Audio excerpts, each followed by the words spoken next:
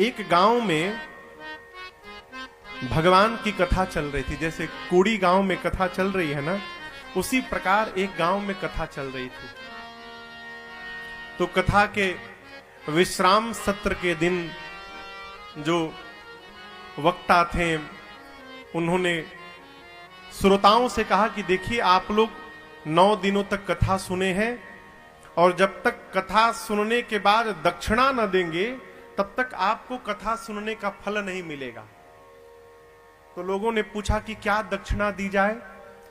तो वक्ता जी ने कहा कि आप लोग अपनी एक एक बुराई यहां संकल्प करके त्याग दीजिए। जैसे कोई सिगरेट पीता हो तो वो संकल्प ले ले कि आज के बाद हम सिगरेट नहीं पिएंगे। कोई खैनी खाता हो तो संकल्प ले ले आज के बाद हम खैनी नहीं खाएंगे। और किसी के पास यदि बुराई नहीं है तो वो किसी नियम का संकल्प ले ले कि आज के बाद हम 5 माला जपेंगे तब पानी पिएंगे। तो जितने श्रोता थे, किसी ने बुराई छोड़ी, किसी ने कोई नियम का संकल्प लिया। गांव के एक सबसे बड़े सेठ जी थे। सेठ जी ना एक दिन कथा में कभी आए, न उन्होंने कोई नियम लिया, न कोई अपनी बुराई छोड़े। कथा पूरी हो गई।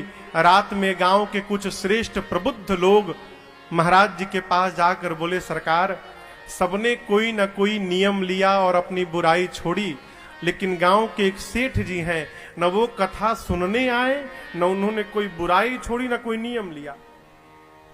और तालाब को गंदा करने के लिए एक ही मछली पर्याप्त है प्रभु।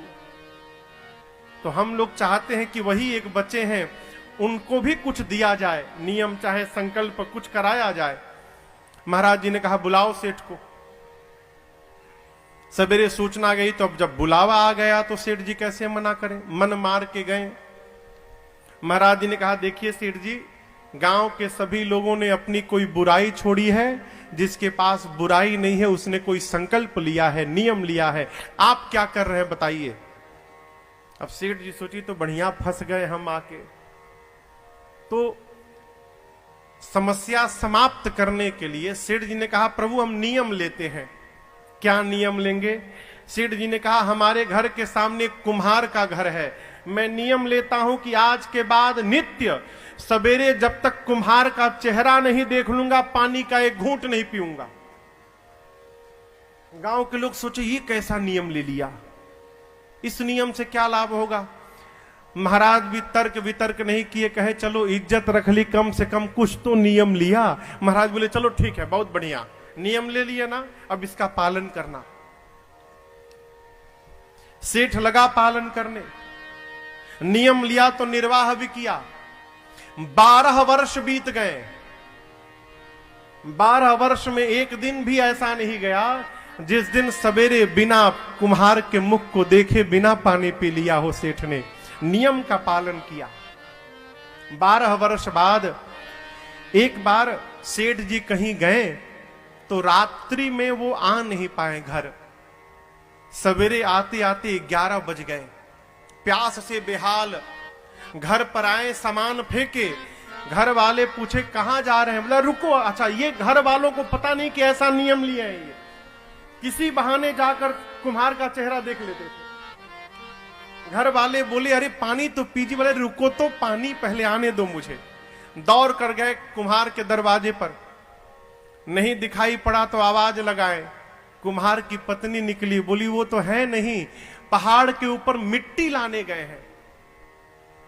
अब सेठ पड़ा चक्कर में, सोचने लगा का करे, पी ले का। लेकिन फिर सोचा, एक बार यदि पानी पी लूंगा तो 12 वर्ष की तपस्या क्षण मात्र में समाप्त हो जाएगी। 12 वर्ष किया गया सब बेकार हो जाएगा। सोचा और कहा, नहीं, नियम नहीं टूटने दूंगा। दौड़ा सेठ पहाड़ की ओर।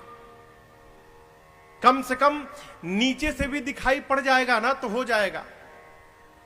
इधर पहाड़ के ऊपर कुम्हार मिट्टी निकाल रहा था। मिट्टी निकालते निकालते उसे घड़ा मिल गया।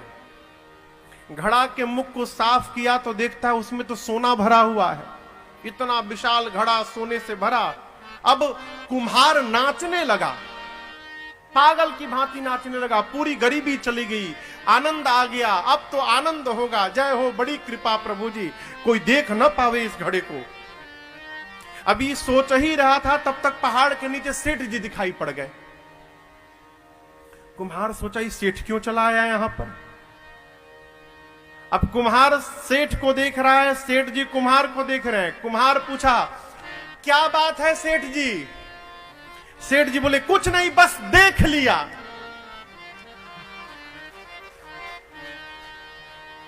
सेठ क्या बोला? देख लिया। सेठ जी तो बोलना चाहते थे कि तुमको देख लिया। कुम्हार को लगा घड़ा देख लिया। कुम्हार बोला, जो देखे चुप रहिए, किसी से बोलिएगा मत, मुझे आने दीजिए नीचे।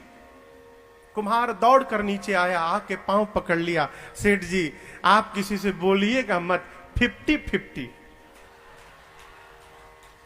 सेठ बोला, 50-50?